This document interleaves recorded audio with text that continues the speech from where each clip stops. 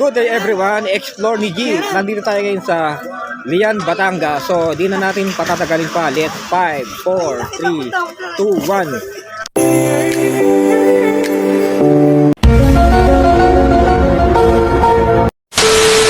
1. Good morning everyone. Nandito tayo ngayon sa Lian, Batangas. Nandito tayo ngayon sa Nyoko Beach Resort. So, this is the last ride 2024. So, next year na ulit kami magra-ride kasi by December syempre busy na, kaya susunod ng is January. So ito na yung pinaka huling hirit na ng 2024. So next year na lang ulit ang sunod. Syempre dito lang yan sa Nyoko Beach Resort. So medyo hassle lang puntahan kasi may mga lubak-lubak ang dadaanan pababa. So medyo ano siya, mga 300 meters ang bako-bako. So medyo challenge lang. Pero pag nakarating ka naman dito, sulit naman yung ano mo, yung pagod mo.